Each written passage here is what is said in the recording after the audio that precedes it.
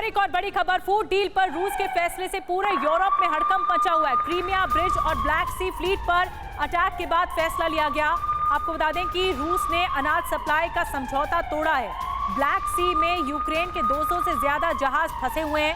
100 से ज्यादा जो लोडेड शिप हैं वो भी रास्ते में जानबूझकर अटका दिए गए। तो ये पैंतरा जो कि है वो ज़ेलेंस्की आरोप लगा रहे हैं कि रूस एक पैंतरा खेल रहा है। फूड डील को लेकर रूस के फैसले से पूरे यूरोप में इस वक्त हड़कंप है।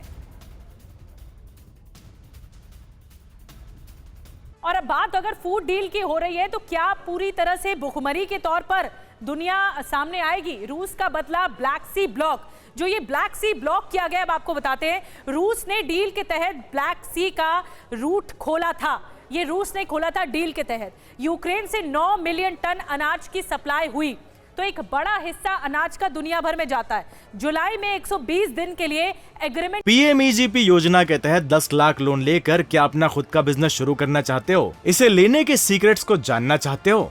तो फ्रीडम ऐप को अभी डाउनलोड कीजिए। किया गया, हम डील के बारे में भी आपको बता रहे हैं। फूड डील के बारे में यूएन तुर्की की मध्यस्थता से समझौता हुआ था, जिसमें यूएन भी था, मध्यस्थता कर रहे थे तुर्की भी। अब रूस ने डील को आगे बढ़ाने से इनकार कर दिया है। अचानक से ये जो बैरियर लाया गया है वो रूस की तरफ से, ये बड़ा संकट है। रूस के फैसले से यूरोप को बड़ा नुकसान होगा, एक बड़ा झटका है यूरोप के लिए। रूस यूक्रेन से यूरोप में 1/4 अनाज तेल की सप्लाई पर बहुत गहरा असर पड़ेगा, जिसकी वजह से बहुत ज्यादा क्राइसिस हो सकते हैं। कई अफ्रीकी देश रूस यूक्रेन की सप्लाई पर निर्भर करते हैं और इसीलिए ये कहा जा रहा है कि रूस ये जानबूझकर कर रहा है। और एक बात और भी है, जो साइड इफेक्ट है युद्ध के वो क्या है? वो सीधे सीधे खाने पर, फूड पर आ रहे हैं। और फूड ब्लॉक की वजह से जो संकट है वो डबल हो गया है। ये देखिए कैसे डबल हो गया है।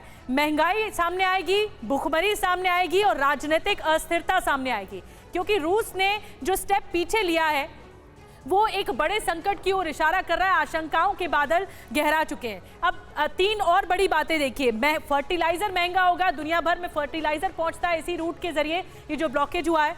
अब अनाज महंगा हो जाएगा, इसीलिए कह रहे हैं कि अगर दुनिया में भुखमरी हो गई तो फिर क्या करेगा रूस? महंगा ईंधन भी महंगा, यानी एनर्जी क्राइसिस जो है वो लगातार सामने आएंगे और ये एक बहुत बड़े संकट की ओर इशारा कर रहा है। निनाद सर, मैं आपके पास आऊंगी। क्या लगता है आपको, ये जो संकट है, इस वक्त संकट के बादल हैं पूरे यूरोप में, वो इशारा ये कर रहा है कि ये एक नए वॉर फ्रंट को खोल चुका है रूस, जो कि फूड क्राइसिस है, और ये दुनिया भर में जानबूझकर इसी तरह के क्राइसिस कराना चाहता है रूस, इस तरह के ब्लॉकेज करके। आप क्या कहेंगे?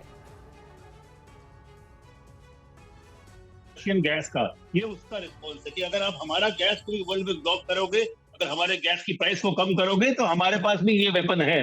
तो जो बाइडेन ने, मेरे को लगता है, ओवर प्ले किया अपना हैंड कि रूसी गैस को रोका।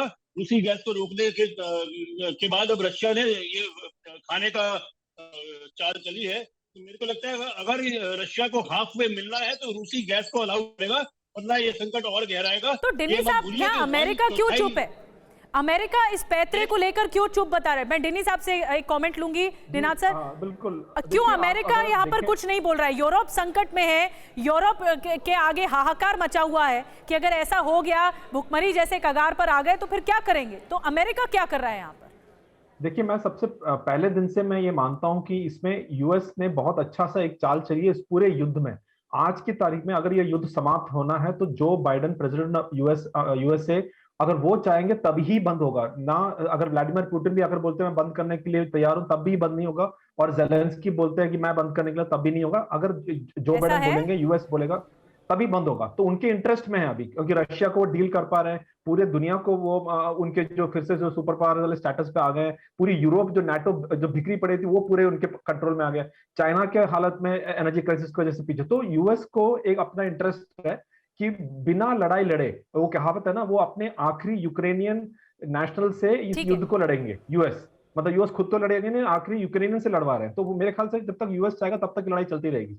बिल्कुल, बहुत बड़ी बात आपने कही और इशारा साफ है कि अमेरिका यहाँ पर जो माइंड गेम खेल रहा है और उसकी वजह से ये जो जंग है और तेज होती जा रही है। मैं आऊँगी आपके पास, एक बड़ी खबर जल्दी से बता दें, जो अलग अलग देश हैं वो कैसे रिएक्ट कर रहे हैं। ये जो फूड क्राइसिस सामने आया है या जिस तरह का ब्लॉकेज रूस कर रहा है, उसको लेकर क्या है? अनाज के एक्सपोर्ट पर यूएन, तुर्की और यूक्रेन की बड़ी डील हुई है।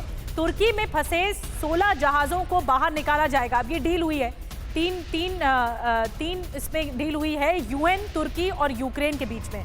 जो 16 जहाज फंसे हुए हैं उसे निकाला जाएगा। रूस के ग्रेन एक्सपोर्ट डील से हटने के बाद ये बड़ा फैसला है। समंदर में जो 40 जहाजों का इंस्पेक्शन है वो भी कराया जाएगा ताकि असलियत पता लग सके कि कहाँ ब्लॉकेज है, कहाँ रुकावटें हैं और उसके बाद आगे बढ़ा जाएगा। अब फूड डील जो ब्लॉक हुआ, किसने क्या कहा?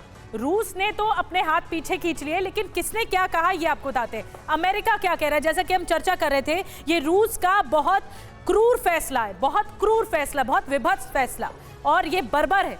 नाटो कह रहा है खाने को हथियार न बनाए पुतिन। ये नाटो ने रिएक्ट किया है।